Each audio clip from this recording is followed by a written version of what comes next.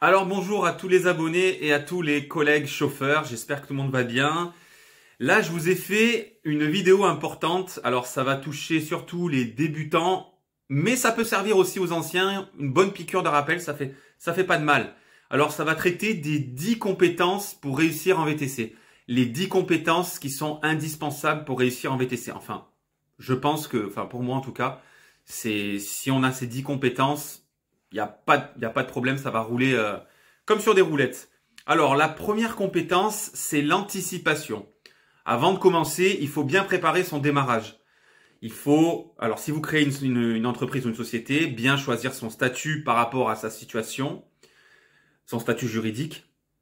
Bien choisir sa voiture, selon qu'on va faire de la ville, selon qu'on va faire de la ville et un peu à l'extérieur, selon qu'on va faire on préfère faire des longues distances, ou on a des contrats avec des clients qui sont loin. Donc là, il faut bien choisir la motorisation de sa voiture.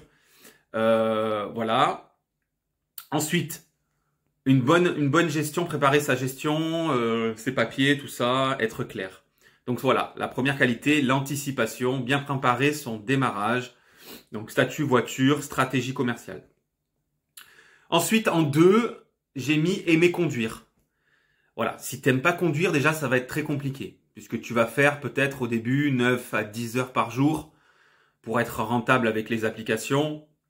Donc si t'aimes pas conduire, ça va être compliqué. Moi par exemple, j'ai toujours aimé conduire. Mon kiff c'était de conduire au bord de mer avec de la musique. Je faisais tout le littoral, souvent la journée, le soir, plus le soir d'ailleurs.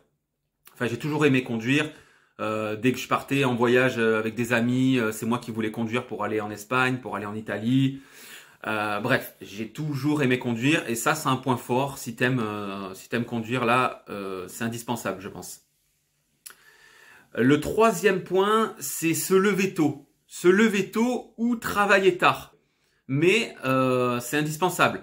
Si t'aimes pas te lever tôt, il faudra automatiquement que tu travailles la nuit. Et si t'aimes pas travailler la nuit, tu te lèves tôt le matin.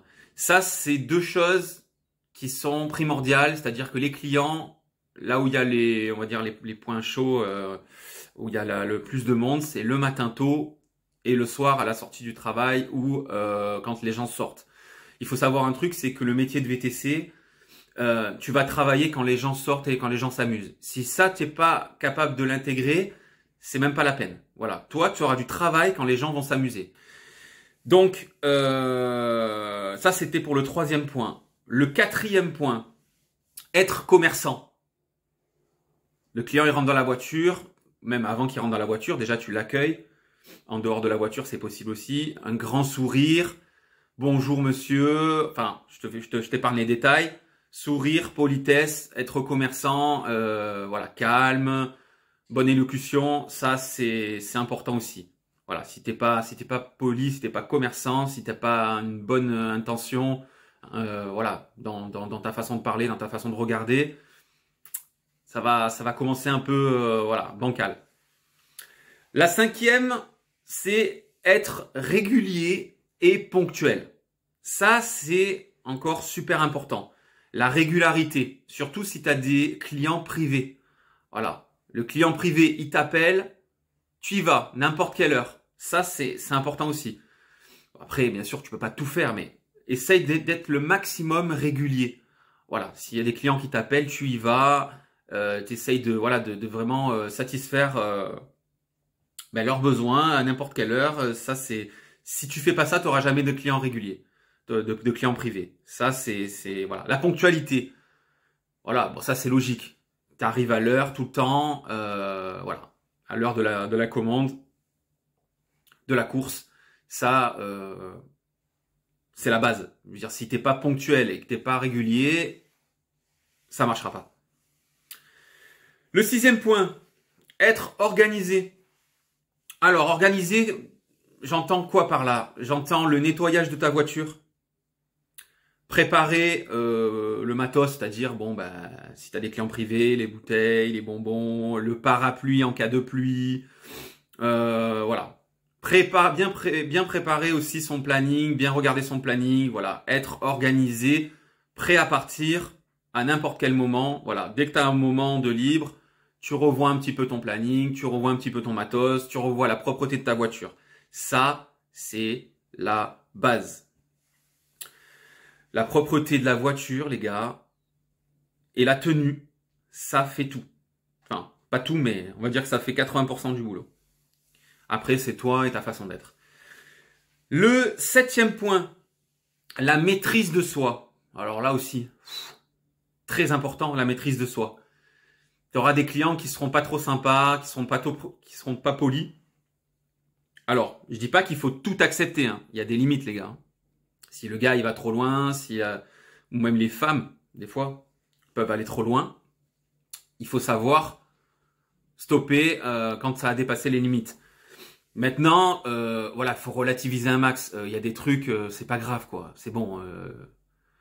Il y a des trucs qui sont, enfin, vous jaugez après, mais voilà, je veux dire, des petits trucs à la con. Par exemple, je sais pas, moi, il y a des gens qui rentrent avec de la bouffe dans la voiture. Ce serait con de pas de prendre la course. Après, voilà, pas mettre la bouffe sur le siège. Il y a des gens qui rentrent, je sais pas moi, avec des boissons. Vous leur dites voilà, faut pas boire dans la voiture. Vous attendrez d'être en dehors pour boire vos boissons. Bon, sauf les bouteilles d'eau, bien sûr. Enfin, ce genre de choses. Vous arrivez, la personne elle a un peu de retard. Vous lui sautez pas dessus, quoi. Voilà, ça peut arriver. Voilà, maintenant après il y a retard et retard. De toute façon, vous savez que vous pouvez annuler une course s'il y a trop de retard, etc., etc. Voilà, vraiment la maîtrise de soi, ne pas s'énerver, ne pas stresser aussi. C'est bon, il y a le temps, la sécurité, les gars. Même si la personne elle vous dit ouais, il faut aller plus vite, je vais arriver en retard et tout.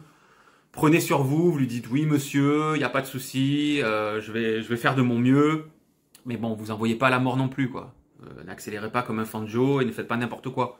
Vous lui répondez calmement, oui, je vais le faire, et puis vous faites au mieux pour la sécurité.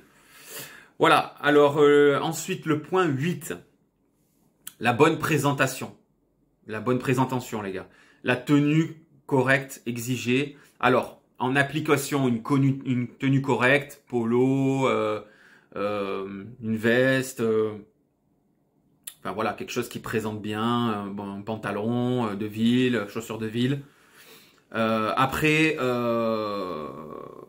pour les clients privés, bon là, je vous conseille vraiment la tenue officielle, hein, costard, cravate, veste. Alors bien sûr, bon, selon les régions, nous dans le sud, on pourra pas tout le temps avoir la veste parce qu'il fait chaud et tout ça, mais bon, une jolie chemise, même à manches courtes, un joli polo, enfin voilà. Il faut toujours être un minimum présentable, même un maximum présentable, je veux dire. Ça, c'est la base, hein, c'est la base. Même en application, hein, les gars, voilà. Survêt, claquette, vous étonnez pas après. Hein. C'est la tenue déjà, la façon d'être, ça fait tout. Donc si déjà là, ça part mal, ça va pas le faire. En 9, les vacances en hiver, j'ai marqué. Oui les gars. Les vacances, c'est fini. Tu prends plus tes vacances en été. Tu oublies, mais fort, quoi. Les vacances, c'est l'hiver. Voilà. Quand il fait froid, toi, tu pars au chaud. Voilà.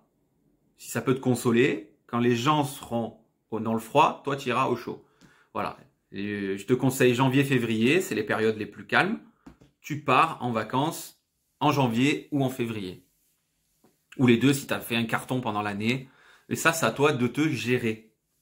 C'est à toi de te gérer et de lisser. Hein. Plus tu vas te gaver sur la saison, plus tu vas pouvoir te reposer et profiter de ta famille et de ton temps libre sur l'hiver.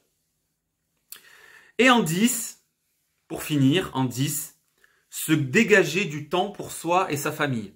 J'ai mis. Voilà. Se dégager du temps pour soi, c'est quoi? C'est le sport, c'est le balade en nature, c'est... voilà, voir sa famille, passer du temps avec ses enfants, sa femme, tout ça c'est important. Il y en a beaucoup de chauffeurs qui négligent ça, mais c'est un cercle vicieux, c'est-à-dire que si tu négliges tes enfants, ta famille, forcément tu vas pas être bien, et forcément tu vas pas être bien au travail. C'est une logique pure. Donc on a la pas du gain, on veut faire toujours les heures supplémentaires, faire l'heure de plus, faire les courses de plus. Mais si tu casses la machine physiquement ou si mentalement ça va pas à la maison, ça ira pas dans le travail. Et il y a tout qui va se casser la gueule. Donc, il faut se forcer à se dégager du temps pour les enfants, pour la famille et pour la copine ou la femme. Voilà, donc ça c'est les 10 points qui pour moi sont primordiaux pour réussir en BTC. Si tu suis ces 10 points, tu vas réussir. Voilà. Après, il faut que tu aies un bon comptable aussi et une bonne voiture fiable. Mais si tu suis ces 10 points avec un bon comptable et une voiture fiable, tu vas réussir. Je t'en donne ma parole. Voilà, si vous avez d'autres questions, les amis, dans les commentaires, n'hésitez pas à mettre des likes et à vous abonner. Ça me fait super plaisir. Je vois de plus en plus d'abonnés, je vois de plus en plus de likes, de gens qui m'écrivent, qui me posent des questions, qui communiquent. Ça fait super plaisir. La chaîne, elle est en train de bien prendre, donc ça fait plaisir. N'hésitez pas à en parler autour de vous aussi. Et voilà, n'hésitez pas si vous avez des questions ou des sujets ou n'importe quoi sur d'autres vidéos. Je serai ravi d'y répondre. Voilà, sur ce, je vous laisse et je vous dis à une prochaine vidéo. Je vous remercie d'avoir écouté la vidéo jusqu'au bout. Et je vous embrasse. À la bise. Ciao, à bientôt.